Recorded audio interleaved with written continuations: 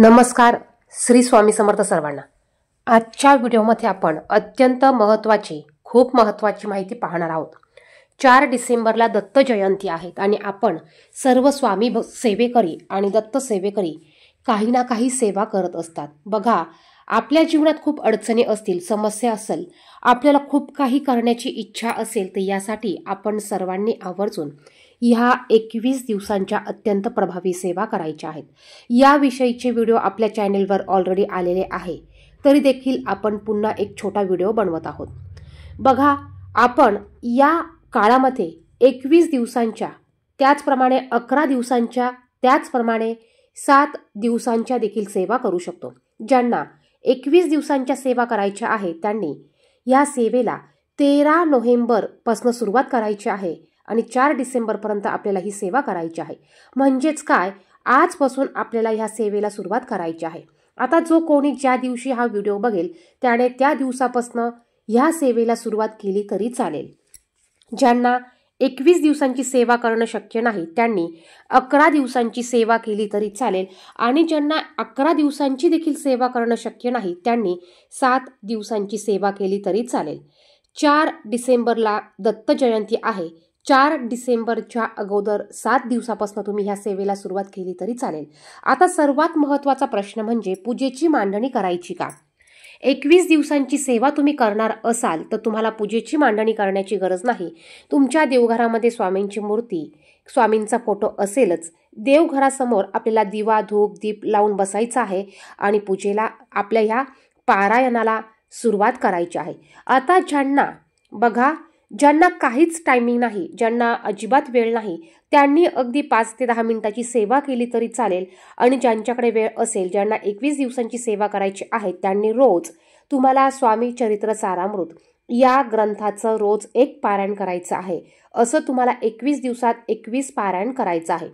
जे कोणी 11 दिवसांची सेवा करणार आहे त्यांनी 11 दिवसात 11 पारायण करायचे आहे आणि जे कोणी 7 दिवसांची सेवा करणार आहे त्यांनी 7 दिवसात स्वामी चरित्र सारामृत या ग्रंथाचं 7 पारायण तुम्हाला करायचं आहे. ज्यांना 7 दिवसांचं पारायण करायचं आहे त्यांनी पूजेची मांडणी केली तरी चालेल. तुमची इच्छा असेल तर तुम्ही पूजेची मांडणी 7 दिवसासाठी करू शकतात, परंतु 21 दिवसांसाठी तुम्ही पूजेची मांडणी नाही केली तरी चालेल. आता आपल्या सर्वांना माहिती आहे, स्वामी चरित्र सारामृत या ग्रंथात 1 ते 21 अध्याय दिलेले आहे. हे अध्याय आपल्याला रोज पारायण करायचं असेल तर रोज एका बैठकीत 1 ते 21 अध्याय पूर्ण वाचायचे आहेत. 11 माळी श्री स्वामी समर्थ या मंत्राचा जप करायचा आहे आणि 11 वेळा आपल्याला तारक मंत्र म्हणायचा आहे. या सेवा आपल्याला रोज करायच्या आहे. आता ज्यांना रोज 1 पारायण करणं शक्य नाही त्यांना जर का 21 दिवसात 1 पारायण करायचं असेल तर तुम्ही रोज स्वामी चरित्र सारामृत या ग्रंथातील 1 अध्याय रोज वाचन केलं तरी चालेल. ज्यांना अगदी असं वाटतं की आपल्याकडे टायमिंग नाही, आपण 5 ते 10 मिनिटात कुठली सेवा करू शकतो, तर मग त्यांनी स्वामी चरित्र सारामृत या ग्रंथातील रोज 1 अध्याय वाचायचा आहे. 21 दिवसात तुमचे 21 अध्याय वाचन होतील, म्हणजेच तुमचं 1 पारायण पूर्ण होईल. ज्यांना रोज 3 अध्याय वाचायचे असतील त्यांनी रोज 3 अध्याय वाचले तरी चालेल, म्हणजे तुमचे 7 दिवसात 1 पारायण होईल आणि 21 दिवसात तुमचे असे 3 पारायण पूर्ण होतील. तुमच्या इच्छेने, यथाशक्तीने तुम्ही ह्या सेवा करायच्या आहे. ज्यांना अजिबात वेळ नाही त्यांनी रोज 1 अध्याय वाचा, 11 माळी श्री स्वामी समर्थ आणि 11 वेळा तारक मंत्र तुम्हाला म्हणायचा आहे. त्याचप्रमाणे 11 दिवसांच्या सेवा देखील तुम्हाला याच पद्धतीने करायच्या आहे आणि 7 दिवसाच्या सेवा देखील तुम्हाला याच पद्धतीने करायच्या आहे. बघा, कितीही तुमचे कठीण प्रश्न असू द्या, अडचणी असू द्या, तुम्ही निस्वार्थपणे सेवा करा. दत्तगुरूंना, स्वामी माऊलींना सांगा आणि संकल्प सोडताना बघा, तुम्ही संकल्पामध्ये तुमची कुठलीही इच्छा मागू नका. ही सेवा करताना तुम्ही ही सेवा स्वामींसाठी करा. बघा, तुम्हाला स्वामी भरभरून सर्व काही देतील. उशिरा देतील, पण योग्य वेळ आल्यावर तुम्ही केलेल्या सेवेचं फळ ते 100% तुम्हाला परत देणार आहे. काहींना सेवेचं फळ हे लगेच मिळतं, काहींना उशिरा मिळतं.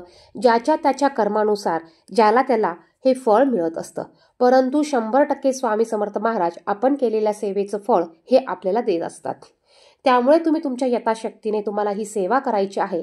ज्यांना अजिबात वेळ नाही त्यांनी दिवसभरात अगदी सकाळपासून ते रात्री 12पर्यंत तुम्ही ह्या सेवा कधीही करू शकतात. तुम्ही खूप एखाद्या कठीण इच्छेपूर्तीसाठी सेवा करत असाल तर संकल्प सोडून तुम्ही ही सेवा करा. पहिल्या दिवशी संकल्प सोडायचा आहे आणि या सेवेचं उद्यापन करणं असं काही मोठं नाही. अगदी साध्या सोप्या पद्धतीने तुम्ही घरातल्या घरात याचं उद्यापन करू शकतात. याची उद्यापन करण्याची प्रोसेस अशी खूप मोठी नाही. तुम्ही संकल्प सोडून सेवा करत असाल तर तुम्हाला कडकडीत परान्न वर्ज्य करायचं आहे. आता जे कोणी मेसचं अन्न खात असाल, जे कोणी शिकण्यासाठी बाहेर गावी असाल, मग अशांना बाहेरचं अन्न खावं लागतं. मग अशा वेळेस तुम्ही 3 वेळा गायत्री मंत्र पठण करायचं आहे. 3 वेळा गायत्री मंत्र म्हणा आणि त्यानंतर तुम्ही ते मेसचं किंवा तुमच्या टिफिनचं जेवण तुम्ही करू शकतात. यानंतर आपल्याला मांसाहार करायचा नाही. कडकडीत मांसाहार हा वर्ज्य करायचा आहे. घरातले ऐकत नसतील तर त्यांच्यासाठी तुम्ही घरात बनवून द्या, परंतु जे सेवा करणार आहात त्यांनी अजिबात मांसाहार करायचा नाही. त्याचप्रमाणे सेवा चालू असताना आपल्याला कुठेही बाहेर गावी जायचं नाही. बघा, सेवा जर का तुम्ही करत असाल तर तुम्हाला या दिवसात कुठेही बाहेर जायची गरज नाही.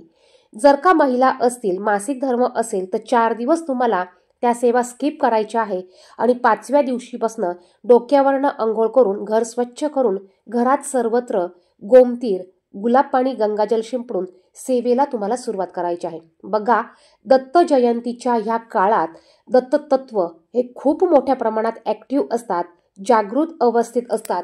आपण ज्या पण काही सेवा करणार आहोत या सेवा तुम्ही अगदी मनापासून करा.